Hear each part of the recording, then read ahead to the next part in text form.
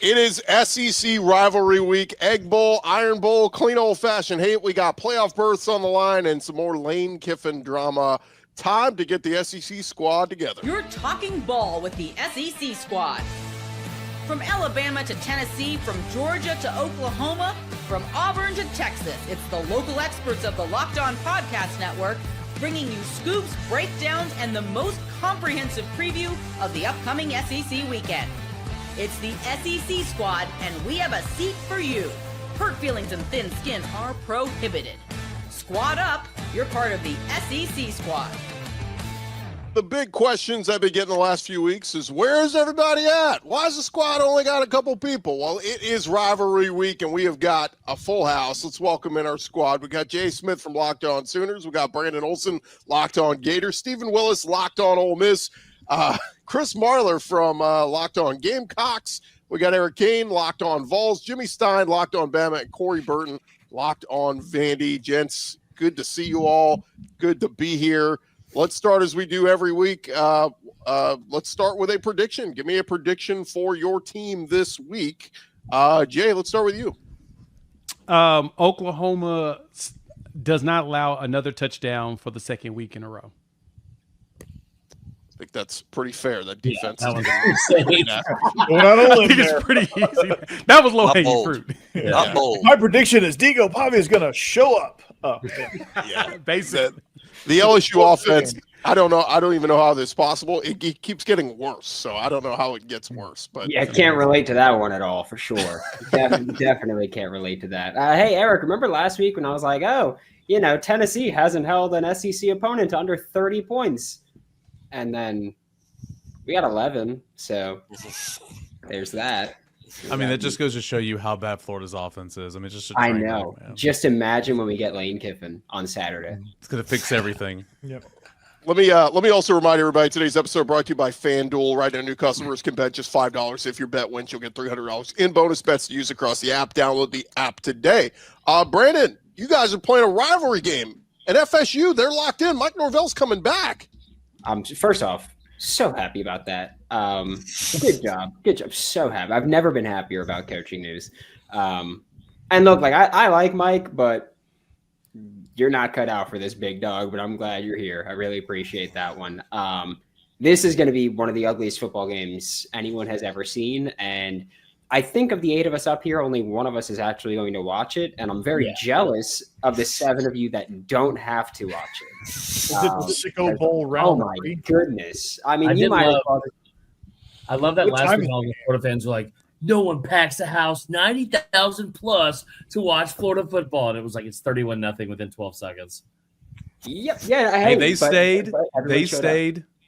They stayed until we won't back down, and then they left, and it was a good show, man. I mean, they were getting beat 31-3.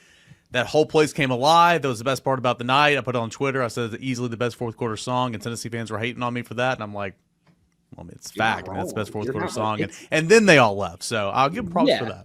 They even on the broadcast, they were like, "Oh, yep," and there everybody goes. Once it played, they were like, "Oh, there everybody goes." I mean, it's if you ever get the chance to experience that in person, it's incredible. Yeah.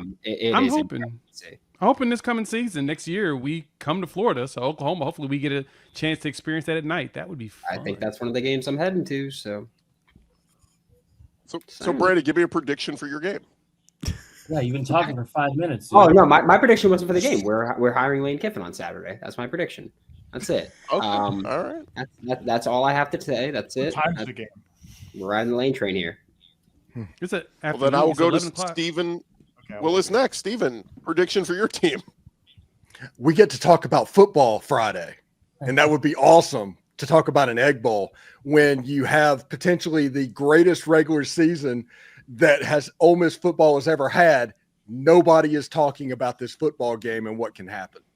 And that is an absolute shame because of all this other noise that is going on. I think we're going to talk about football, and at the end of the day, there's going to be a little bit of happiness for everybody in that game for potentially a home playoff game. Okay. I gotcha. I mean, look, the good thing is they're the first game out of the gates by Friday afternoon, Ole Miss's the regular season's done, and then we'll see what happens next. That's always been my favorite part about the Egg Bowl is it used to be Thanksgiving night, and it was just out of the way, and you could just watch rivalry week, everything after that. That is amazing. Why do we not do that on Thanksgiving anymore? Like who got to clear room for Navy versus Memphis. Got to clear the deck for Navy Memphis, and everybody else has to do their games. Yeah. And the NFL has kind of taken over into the night games on Thanksgiving. It used to be we only had 2 day games in the NFL, but they get the night game now and take full ownership. Marler, man, South Carolina, Clemson, the record stinks for Carolina, but still might mean something to knock off Clemson. I mean, yeah, you can't really ruin their season more than they've already ruined it themselves. So finishing 5-7, listen, I think it's a crap season, but you also have a lot to look forward to in the offseason if you can win 3 of the last 4. I think the big question for me is if the offense looks anywhere close to what it looked like for Coastal Carolina in one half against A&M, then does Mike Ferry get the nod for the OC position, or does Shane Beamer do what he should do and actually take a look at other coaches around the country? Yeah, that one will be it will be interesting. Eric Kane, a prediction for Tennessee, trying to play spoiler. Yep, Tennessee is going to rush for over 200 yards over the Commodores. That 105 rush defense, 5th in the SEC. I think that's a skewed stat. Tennessee's ran for 280 yards or more in 3 of the 4 matchups against the Commodores under Josh Heupel. I think Tennessee's going to run the football at home on Saturday and ruin any chances of Vanderbilt getting into the CFP. Corey Burton, I don't know why you and Jimmy switched boxes, but give me a prediction for I have no Vandy. control over that. He's trying to go over and punch me in the face. Yeah, there we go. Eric and I got to be next to each other. So, all right. I think Diego's going to go for over 300 again, and have a big night through the air, and that's going to lead to a lot of broken hearts at Neyland Stadium. So, yeah, there you go. It would be a monster win. Jimmy Stein, Iron Bowl. Got a prediction for Bama? Yeah, I think 2 things this game delivers. Not many upsets. People don't realize that. Whenever I hear a national guy say, well, when these 2 meet, throw out the record book, I know that national guy has no idea what he's talking about because the better team almost always wins this game. There are very few upsets in the history of the Iron Bowl. I don't think there'll be one Saturday, but I do think the Iron Bowl will deliver yet another classic fourth quarter. I think it's going to be tight. I think it's going to be some classic game with a name attached to it, whether it's the grave digger or the kick 6 type thing. I think it'll be classic, and I think it'll be close, but the better team almost always wins this game. Well, let's start there with the Iron Bowls. We're going to get into previewing some of these games. To me, I mean, this is the game of the weekend. If you could only pick one to watch, this would be the one for me because Florida FSU, man, that's all. you have Auburn playing with house money, like you got nothing to lose here, and you got Bama with everything to lose. If you win, you're going to Atlanta, chance at a playoff. If you lose, you're out. Marla, I saw you shaking your head. What do you think? I think Bama rolls them, dude. I think this entire idea. I love what Jimmy said, and I trust Jimmy more than I trust myself with most things, except for partnering with Luke on that podcast because that's a wild card for sure. I think the idea that we have said here, like everyone talks about the kick 6, everyone talks about 2019, these are all things that were like the craziest of anomalies that had to happen for Auburn to like eke out a win. We're allowed to say the A word. They got their ass beat by Kentucky. They got their ass beat by Oklahoma. They got their ass beat by Georgia. They got their ass beat by 3 other teams. Their biggest wins are close losses. Bama's a better team. I think the sky is falling from the Oklahoma game when they had Oklahoma beat them outright and deservingly so. But when you have 3 turnovers and a missed field goal and you have all those things, if they don't play like that, which I wouldn't expect them to, I think that they'll be fine. Oklahoma's the best defense in America. So I don't think that Auburn, I think as good as they are from a roster standpoint, I don't think that Alabama's going to go in there and turn the ball over 3 times. And whenever you have to rely on, well, it's really spooky here at night, guys. It gets really scary here when the lights go down. Then that just makes it hard for me to take it seriously. And I know what the history is, but over the last 5 years, the history has been beating Auburn. And I think they'll do it again. I think they'll do it by 14 points. Does anybody like Auburn? This is shaping up to be an all-timer. I mean, If I like Auburn because I have to, because Auburn needs to clear Alabama out of the way. I mean, it's just all it's just all blind hope. But so is Auburn. whether it actually happened, I don't think so. But I'm going to pick something with my heart right here, because if Auburn beats Alabama and Texas beats Texas A&M, a Manning and Derek Nix, the offensive coordinator that spent 20 years at Ole Miss, would be directly responsible for sending Ole Miss to Atlanta potentially.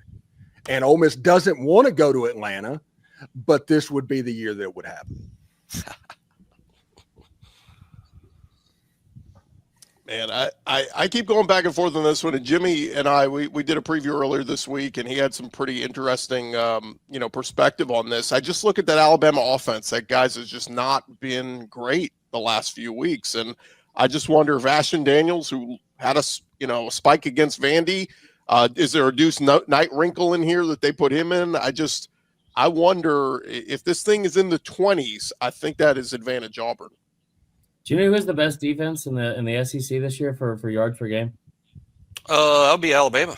Alabama's number one total defense. But I would admit, I tweeted that, and gosh, the Oklahoma people just filled my mind. They did not like that I tweeted the fact that Alabama's number one total defense. I've never said Alabama's got the best defense in the league. I believe that's Oklahoma. I've said that Oklahoma's got the best defense, but Alabama does lead the league in total defense. I think Alabama's got the second best defense in the league. Yeah.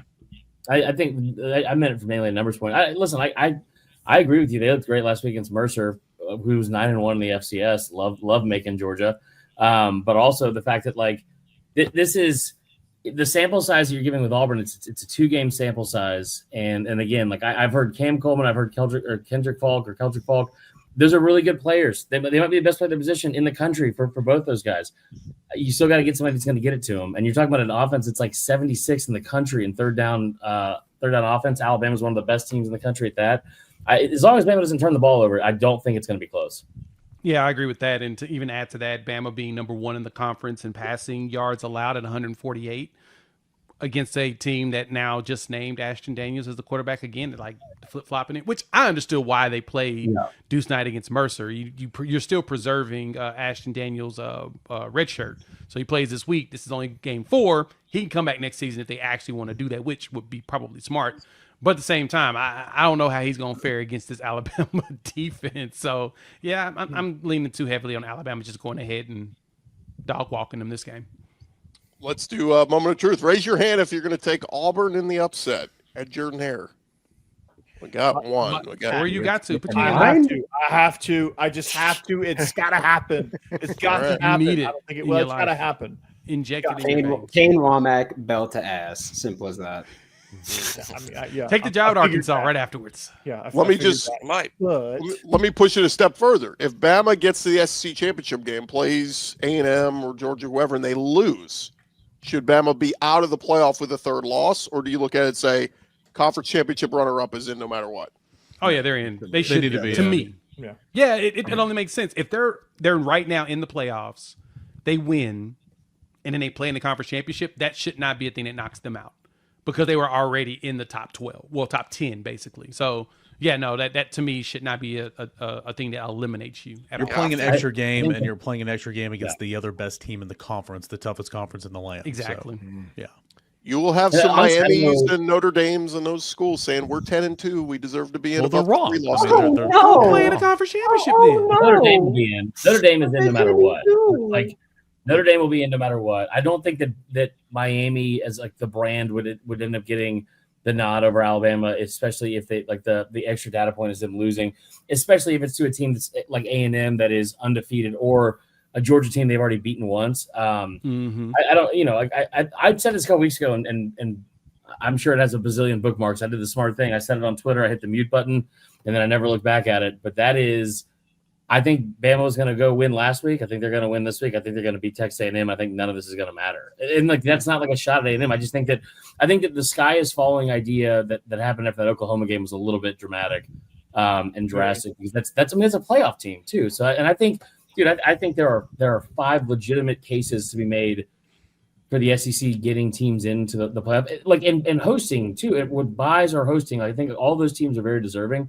And dude, if Vandy goes 10-2, Like, I don't think there's a path for them to get in this weekend. With their only losses at Alabama and at Texas. If you'd have told me a 10-2 SEC team doesn't make it with 2 road losses to Alabama and Texas, that's insane to me, especially with a Heisman guy at quarterback. It's nuts. But at the same time, when you look at the field, like, well, who should be out? You know, who you kicking out to put them in? It's hard to sit here and it probably doesn't do like a lot of good to look back at last year and compare it, because there's 2 different years, and like you just said, like there's really good teams I think from each year. But I thought last year, I thought Ole Miss at 9-3 was like one of the most deserving teams, and would have been awesome to see in the playoff against like those types of games, and scheming up against those types of defenses. This year you look at it and like you can use the same argument, like, yeah, listen, they're 10-2 and they have, but like the argument against us, well, who's our best win? I don't know. Who's our quality losses? And that's not a great argument to have. But that's all we're doing for Notre Dame. Like, that's all we're doing for Notre Dame is that, like, well, they had 2 really close losses, and because that helmet's really gold and shiny, they're going to get in. Mm-hmm. Yeah. My hot take on that is that Vanderbilt has a really nice shiny gold helmet too. So. Yeah, agreed. They got to take the V off, dude. Very good point. My hot take on this though is that if Bama goes in, knocks off Texas A&M, and BYU knocks off Texas Tech, that Notre Dame gets slid out. Ooh. All right. Well, that's a scenario. We will see. Just remember, committee, that stupid committee up in Dallas, led by Hunter Yurachek, 6'7". That was unreal. Just remember, who have you beaten? They never ask that question. They always go to losses. Who have you beaten? Look at the resume. You have a good resume of wins. Ole Miss has been dropped after their Citadel game and their bye week, and they have 2 wins against teams in the playoff field right now, and their only losses to the number 4 team in the country, and they drop them every single time. Yeah. Well, Ole Miss should be ahead of Texas Tech and Oregon, in my opinion. I don't really have a dog in that fight, but Ole Miss should be ahead of both. The Texas Tech thing made sense. We talked about it in the group. I thought it made sense then because it's like FCS was a ranked team. But dude, like that, the Oregon thing is mind blowing because they have 1 win against a ranked team, and it happened this week. And they're like, no, dude, look at the metrics. And real quick, Gordy, I know you're trying to go to break, but I'm not going to let you. The idea that the FPI, we're going overtime. We talk about the FPI all the time. And it's like, oh my gosh, it's so stupid. Look at the FPI rankings. That's the same group of numbers that puts together strength of record, strength of schedule, and all the efficiency metrics for that the playoff committee is looking at. And we're like, no, that makes sense. You said Notre Dame's the 5th most efficient team in the country. I know what goes into that and what that means. That makes total sense to me. All right. Well, we will get into more of the games here on Rivalry Week. This is the SEC squad. More squad talking ball next. And another thing. First, I want to remind you guys, it is our friends at FanDuel. The NBA is rolling along. You've got action every night. Look, it's rivalry weekend. There are all those games up there at FanDuel.com right now. And look, even if you miss the start of a game, you could jump in. They got live bets. FanDuel's got everything on there. You can combine live bets. You can do same-game parlays. Look, I like to parlay some of these upsets. You like Auburn to win the Iron Bowl? Why don't you parlay that with, I don't know, take LSU to beat Oklahoma, or take Vandy to lose to Tennessee. Why are you just naming No. Don't do that.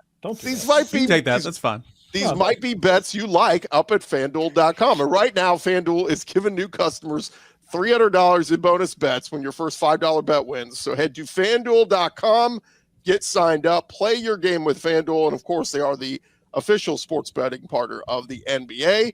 Be like Brandon Olsen. Be like Corey Burton. Get in there and sign up at FanDuel.com today. All right, gents, as we roll back on here, the squad talking more ball. And, Steven, I'm going to go to your Egg Bowl. I mean, look, all the Lane Kiffin talk, we'll touch on that in a second, but give me a football perspective. How much does Mississippi State scare you? Jeff Lebby, they know if they win this game, they're going bowling. Yeah, the one thing that scares me is there's nothing more dangerous than a five-win Egg Bowl team going into that game. The weirdness happens more often than it doesn't. But Jeff Lebby and Mississippi State's going to try and exploit Ole Miss's secondary and try and make some explosive. As Ole Miss can keep that down, they're going to be all right because they're better on the offensive and defensive line than Mississippi State. And generally in the SEC, if you're better on the offensive and defensive lines, you're going to win the game more often than not. It's do you guys think there's any of the lost focus, right? All the distractions of Lane Kiffin, does Ole Miss come out not as focused and this is a close game? I mean, I honestly don't think so because, again, like you can't in this era, you can't ignore the outside noise. Like this is nothing new. Now I understand your head coach is literally everywhere, and everybody's talking about your head coach and this and that. But I mean, you see this stuff. You can't escape this stuff anyway. Also, like Steven, I saw some of the Ole Miss players tweet like, we live in such a weird drunk time, and it's awesome if you're not a part of it. But like you have these players like, oh no, fans, we're focused, we're ready to go. Like it's so bizarre, man. It's weird. Like I don't know, like. I don't think they're going to be bothered by it, but I did think those Twitter posts were just a little bit like weird. Like, of course you are. I mean, like you're a young person, you're playing football. It's a weird situation, obviously. A young person on social media. Yeah, one of the players left the quotation marks in the Chat GPT dash in that post as well. So yeah, I totally wrote this. Yeah, this is definitely 100%. From the players. We're right now, as we're recording this, guys, and this will be out Thursday afternoon, so maybe we have some clarity by then. Maybe we still don't, but what's the gut feeling on you guys and where Lane Kiffin is headed? I think he's staying. Me too. I don't know why. Steven, why? Again, I'm on the outside looking in. Like, why would you come out with your AD and say, yeah, we're going to let everybody know what the future plans are Saturday or like whatever, like only to be like, hey, I'm going to Florida or I'm going to LSU. Again, like maybe a decision's not made yet, but I think at this point, like if he stayed at Ole Miss, I would not be shocked whatsoever. The counterpoint is if you were going to stay, why say we're going to make the announcement after the Egg Bowl? Yeah, because he could have signed it immediately, and they would have went out and won by 40 points. Then we wouldn't have a conversation about they might be distracted by an announcement coming up. He's the ultimate troll. Love the attention. But listen, LSU has been supremely confident in this. Florida has been unreal confident in this. And today, the only thing that makes me even question whether or not he would say or not, as we record this on Tuesday, today was like a nuclear bomb went off on his public image. And so there's an extension on the table right now, right?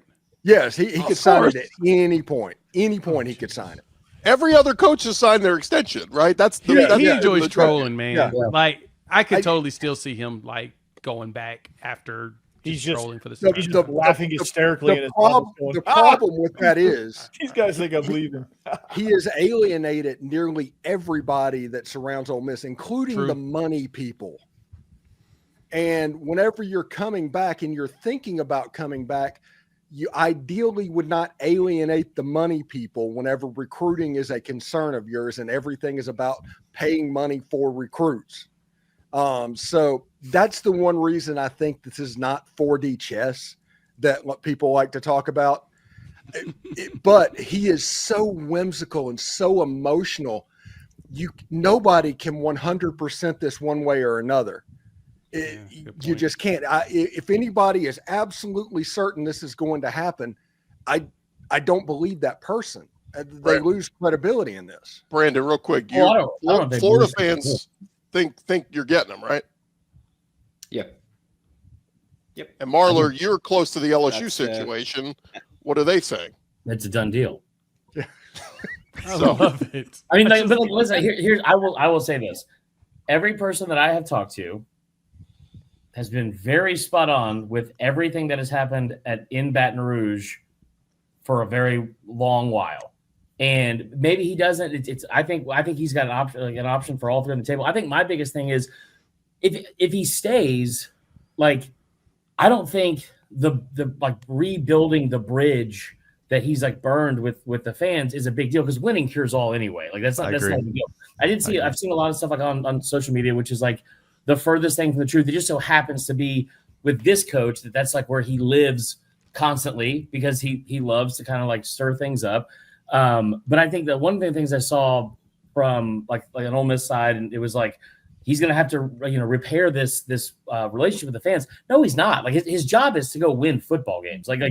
But he is, Chris. And what I'm talking about and what they're talking about is he could do absolutely anything he wanted in Oxford, Mississippi. He was a king-like figure in Lafayette County.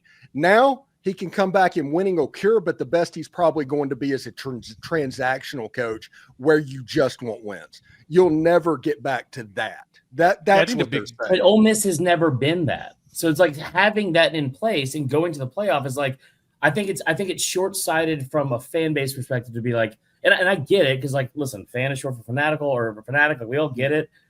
And it would probably happen at most places if he had been like this open, like stringing people along. But the bottom line is to win games. And so, like, if he comes back and you win 11 games next year, people aren't going to care about what happened this past offseason until the Bama job comes up. Well, you say come back. What if he just stays and they go on a deep playoff run? They'll buy back in 2 weeks. No, there's no chance. He hurt their feelings. No, it would be transactional. And the first time he goes for a 4th and 12 on his own 35-yard line in the first half, people are going to ream him over that. Yeah, he's going to do it. I'm just saying it's going to be different. I'm not saying he's not going to be able to survive. The funny thing to me, the funny angle in all this, I got to know Lane pretty well in his 3 years at Alabama. Everyone trying to predict what the most unpredictable person in college sports is going to do. Yeah. Yep. That's the crazy part, yeah. And that's which I get it. I mean, it's as erratic as he's been in every other place he's ever been. You know that it feels like it's all manufactured 4D drama, just period. Because this is what we've seen out of him. Saw that at Tennessee with that whole fiasco, USC, Raiders, right? You kind of expect this out of him, while at the same time, I think more people are just tired of it. It's getting old. And with a lot of coaches, you can follow the money. I think Lane is really serious. I don't think money really matters to him like it matters to 95% of all coaches or all walking around people. I don't think it really affects him, nor do I think the money would be enormously different from Ole Miss, LSU, and Florida. I'm sure it's all going to be rough. Well, I mean, it shouldn't. His dad's Lane Kiffin, so go ahead. He was raised with it. I think Lane's going to be the highest paid coach in college football, no matter what school he's at. And so I don't like when people go like, oh, well, we're going to outbid this. We're going to outbid this. And it's just like, look, he's going to get whatever he wants from whatever school, financially, anything. It's going to be there. What this is going to come down to, and also, by the way, like I have said before, like I think he's going to come to Florida based on everything I've heard. And I know everybody that talks about every school, they're going to say, hey, based on what I've heard, he's coming to my school. I get it. All that tells me is that nobody actually knows what the hell is going on. He's Lane Kiffin. The only thing that tells me is that we don't know what he's going to do. And look, one side is going to be right? Like if he comes to Florida or if he comes to LSU, that side's going to get to go, we told you the whole time he was coming. We knew it all along. Well, guess what? Even when you were saying that, he didn't know it. He didn't know. They didn't. Yeah, like, exactly right. That, you didn't know. Hold on. Breaking news from Pete Nakos. Pete Nakos just tweeted that he has a deal in place and has just signed with your mom. Boom! Roasted. We will leave that there on that stupid note, and when we return, we'll get into some of the football happening this weekend. With Diego Pavia's mom? Hey, look, the holidays always feel a little bit easier when you already know the perfect gift. Maybe you got a dummy like a friend like Chris Marler, and you want to make the perfect gift for them. Omaha Steaks, they make it too simple. Whether you're treating yourself this season or sending something memorable to family and friends, Omaha Steaks delivers handcrafted perfection right to their door. And this week is the best time to jump in because their cyber sale is here and the deals are huge. Look, I'll be real with you guys. I got Omaha Steaks a couple years ago. I absolutely love them. They are great on the grill, easy to cook, flavor to perfection. I love Omaha Steaks. If anybody wants to be a good friend, you can shoot me some Omaha Steaks this holiday season. You can save big on unforgettable gifts with Omaha Steaks. Visit omahasteaks.com. Get 50% off site-wide and an extra 20% off select favorites during their cyber sale. And then also for an additional $35 off, use our promo code COLLEGE at checkout. That is omahasteaks.com, promo code COLLEGE. Terms apply. See their website for details. All right, gents, we got a few other games we want to get into, so let's get this train kind of back on the tracks here. Corey, some clean old-fashioned hate. You've got some ties to some folks at Georgia Tech. They're both ranked. Georgia's ranked. This game went 8 overtimes last year. Do we get another close nail-biting game? I don't know. Coming off that Pitt game for Georgia Tech was that was kind of a pitiful showing there, especially for Tech's defense. Georgia's, as Steve likes to say, a rolling ball of butcher knives at this moment. So I don't see that game going into an 8 overtime thriller, no matter what Buster wants to do. I think they're going to have an admirable day offensively, but I think in the end, Georgia is just going to wear them down and beat them in the second half. And we're going to look at this game going, what happened to Georgia Tech? So that's kind of my feel on that. Gunnar Stockton, I think, is going to have a big day for them. Frazier, Bowens as a running duo are going to have a really nice game along with Zachariah Branch. So everybody else feel good about Georgia? Go Jackets. Yeah, I think I don't Georgia want goes ahead and close this to. out. Like, I really don't want to, but yeah. Yeah. It's I mean, I think the offense is going to put up good numbers, which for Georgia Tech, that's all I really care about is their offense. I don't care about their defense, but how bad would it look for the SEC if Tech put up something like they did last year? And like, because it doesn't matter for Georgia, like the haze in the barn for them getting to Atlanta or finishing the SEC with where they are in the division, but what do you call it, the standings? I don't think it'll matter that much because Buster has so much familiarity with that scheme because he was on that staff for 4 years. So I think you take that into consideration. You kind of expect it, right? It does feel weird to think that 11-1 Kirby Smart-led Georgia team could not play for an SEC championship. I mean, that's wild. That is wild. But so many teams, man. You can't lose head-to-head to Alabama, so you can't do it. If they drop the game against Georgia Tech, are they in danger of not even hosting? They're in danger of not making the playoffs. No, they'll make. No, I think they're in. They're in. They're seeding. They might have to travel, but that's about it. They could lose to Georgia Tech and get in the SEC championship game. That could happen. With a chance to have, I don't think it will. I do think that they drop them. I think they drop them a lot if they lose to Georgia Tech. That's the game they gotta win. But Georgia Tech might be a playoff team themselves. Let's get to the night game tomorrow night. The night game tomorrow night is the showdown, Lone Star Showdown, A&M versus Texas. Gosh, man, I mean, A&M, I keep saying they keep winning, and yet they still don't get the respect. And this week I've heard everybody and their brother is saying they think Arch Manning and Texas are going to beat them in Austin. And I'm like, A&M, if we keep doubting them, will they keep answering and keep winning? So where are you guys on this one? I mean, isn't Texas the greatest team ever created to ever happen to the SEC and the God's gift to college football in the South or whatever? I mean, it's kind of basically the way that everybody is glazing them. Though. they're glazing them that hard when it comes to that.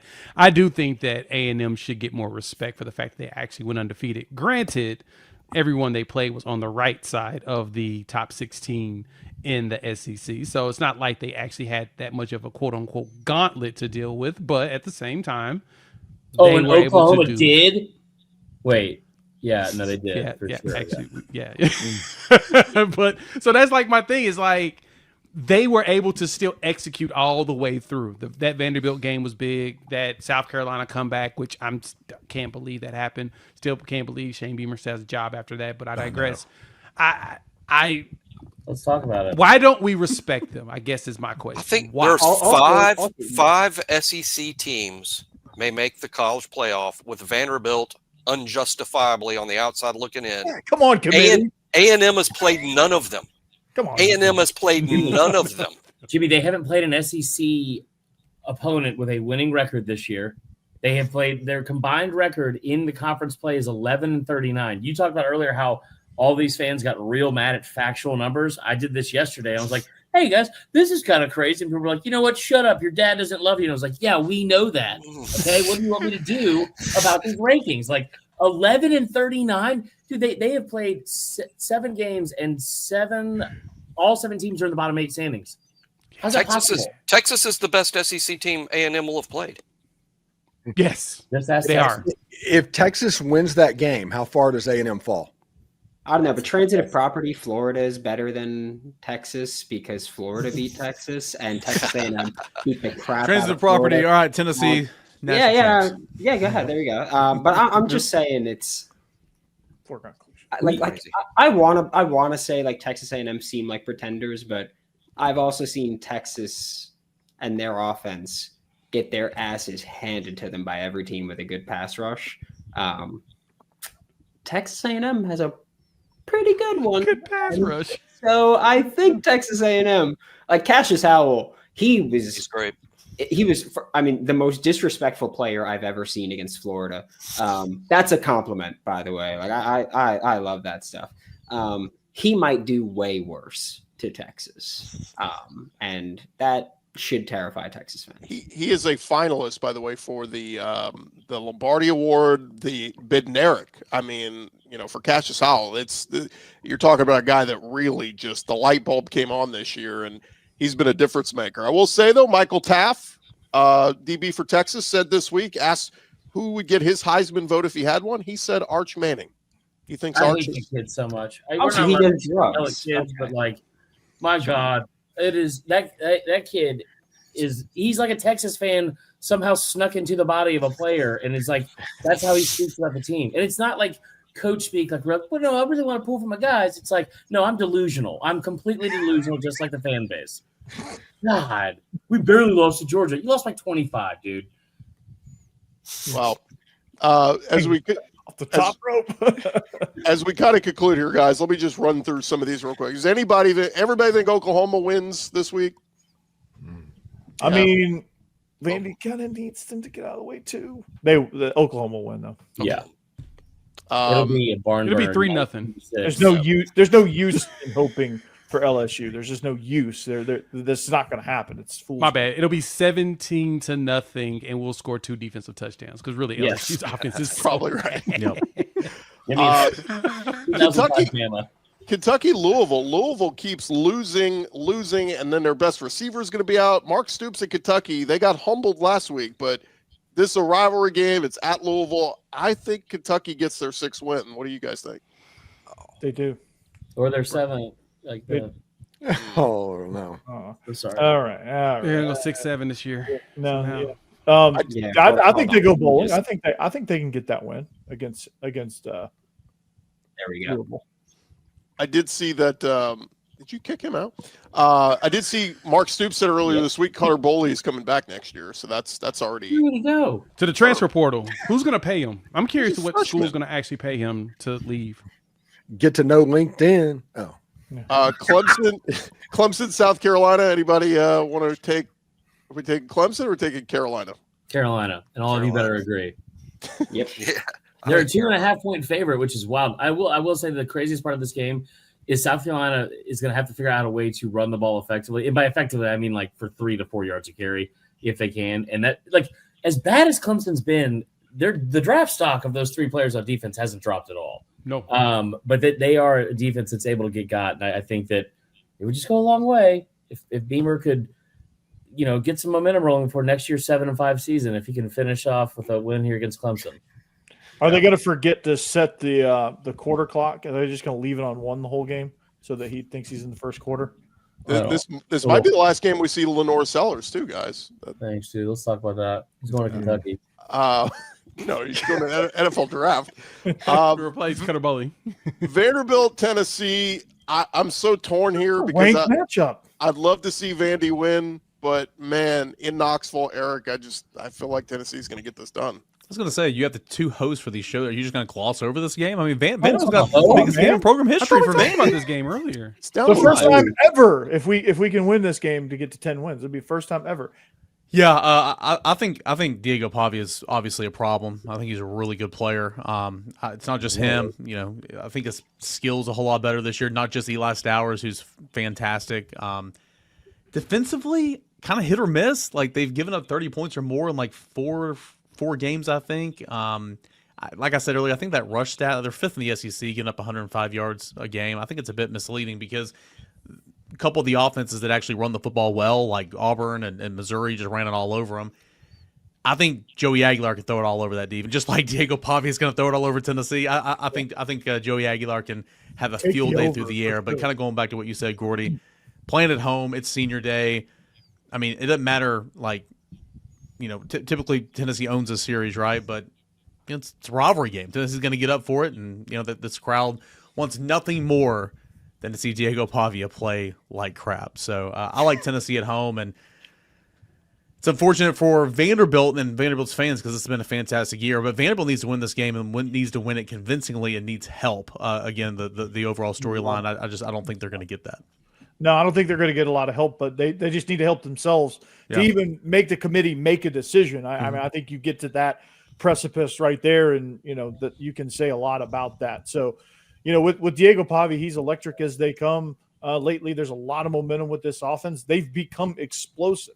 So you have two explosive offenses going at each other. Two of the best quarterbacks down the field passing 20 yards or more. I mean, the numbers are so similar, so good, elite. It's unreal. And no one would have said that about Diego Pavi at the beginning of the season, his downfield throwing ability. But here we are.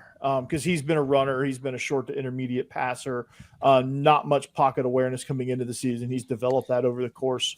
And something after the third quarter of the Texas game, something clicked, and this offense has been on fire since. If Diego Pavia had another name on the front of his jersey, he would win the Heisman. He should be in New York. It'll be a crime if he's not in New York. He should be in New York. One of my buddies, big-time Tennessee fan, was like, didn't know you were locked on Vanderbilt all of a sudden. All you did was talk about Diego Paul. You called him a Heisman contender. I'm like, if he's not a Heisman contender, then what is he? What is he? 34 touchdowns. He's third best odds or fourth best odds on most books. And, of course, FanDuel. I mean, it's just, Somebody said this the other day that it's the worst Heisman race we've had. It's because the people that like are talking about college football, especially on social media, are doing it the wrong way. Like it's Julian saying, it's Fernando Mendoza, it's Jeremiah Love, and it's whoever the fourth would be. Like, it should be guys like this. Like, he should absolutely be in New York. And I tell you what's going to happen. They're going to put him up there like they did Stetson Bennett as like a gift to him. It's like he doesn't really deserve to be there or something. And he absolutely does. He should be like a front runner for the award, I think. And you know who should have been there that year instead of Stetson freaking Bennett, right? Hendon Hooker. BS, man. It's ridiculous. Spencer Rattler. He's got hurt. What he did to Tennessee. The tough part is the people always fall into the best player on best team. And it's not what the Heisman is. It's what player encapsulates. If that team didn't have him, they would be nothing. Ohio State would be fine without saying. I think Notre Dame would still be good without Jeremiah Love. Vanderbilt would be a 2-win team without. Would be Diego nothing Pavia. without. And Pavia. struggle to do so. And the cameraman would have nothing to pan to if he wasn't there. So it's like, what are we even talking about? His mom might still be there, but No, she everybody's talking about that cameraman was obsessed with her. It's like that cameraman's pointing his camera where he's told to by a producer. Dude, we need to talk about that producer. All cameramen, in my opinion, are total producer has a little every bit of a time they're in a sports game. It's like, all right, pan to blonde, zoom in. You're like, Again, it's the director. It's not the cameraman. It is the Either way, director the telling him to director's do that. It's the camera. SEC baseball games are the worst. I mean, that is Yes. the epitome of it. Yes. Real quick, show of hands. Who's riding with Vandy? Hey, I got some. Okay, so about half of us. on The other board. half going to go with Tennessee. I need this game like oxygen. Vandy being nearly a 10-win team going to Neyland Stadium. I need to see what that looks like. Might be the best game of the weekend. Might be the best game of the weekend. I think it's going to be really high scoring. I think both teams maybe in the high 40s. High scoring Take game. the over. Smash the over. The sad thing is, to Jimmy's point, like Tennessee's defense has played really well dating back to the Oklahoma game for the most part, and like it's just not going to matter. Like this game is going to be so high scoring. Both teams are in the hundreds when it comes to pass defense. So I mean, just throw it all out the window. Yeah. Real quick, guys. Just two more games, real quick. Mizzou, Arkansas. I mean, the ugly game. Everybody going to ride with Mizzou on the road? I guess. I think so. No, you're going to take Arkansas at home? I'll take Arkansas, I think. They have not won a game since like. I'm shocked. I could have swore that Petrino would have gotten a couple wins by now. I'm just shocked that they're winless. Eric, I thought they were like 4-7 a week ago, and so it's like they're 2-9. I was like, oh. I know, right? Like again, they score points. Like how in the world have they not stumbled into a win? Yes. Having said that, give me Mizzou. Yeah. Find ways to lose. Arkansas's last win came on September 6th against Arkansas State. Love you, neighbors. They were 2-0 at that point.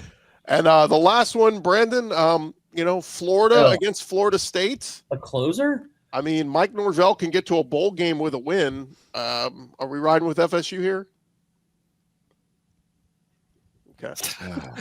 Brandon is speechless. Yeah, I mean, because it's a stupid question. No, I'm not riding with Florida State. I love you, Gordy, but like, no, I'm going to pick He'll Florida. never ride with Florida State. I don't care how bad and how boring this offense is and how inept this offense is and how badly they need Rugiet to get something going. Goodness, it's bad. I refuse to pick Florida State here. It's just, I refuse to pick them. I refuse to bank on Mike Norvell, especially like the way he was such a little, not going to say it, after the game last year when he was like, don't plant that flag here. Stop somebody, win the game, do something. I don't care. I can't respect that. I don't respect that. I don't respect that conference or that fan base. And I hope the absolute worst for all of them forever. Thanks. Minus the Rugia drop there. Brandon gave me the same spill on our crossover last week. I just can't pick Tennessee. Won't pick Tennessee. Can't pick Georgia to win this game. Won't pick Georgia. Whoa. I picked Georgia. Okay, well, who was the other example then? You said somebody else. I was the closest one, you idiot. I picked Georgia. This isn't an I can't pick Florida. This is I can't trust Florida State either. Like I don't trust either of these teams. If I can't trust either of them, I'm taking mine that actually at least looks horrible, but plays people. You know. Yeah. So everybody else, we all with Florida State. Yeah. No. Florida State. Last question, and we need to put a straw poll here. We got 8 of us. Raise your hand if you think next week Lane Kiffin is the head coach at Ole Miss. Raise your hand. Well, I'm the only one. Okay, Eric and Jay. Okay, so we got 2. Can we add the little caveat of will he be coaching them or like will he have announced a job elsewhere? Okay, if it does end up he leaves. Next season, where is he coaching at Ole Miss? Alabama. So that we got 2. Alabama's actually been on my list of teams too, but we gotta wait. Raise your hand if you think next season Lane Kiffin is coaching at LSU. I'll go with him. Jimmy, Marler, and me. That's 3. Raise your hand if you think Lane Kiffin is coaching at Florida next year.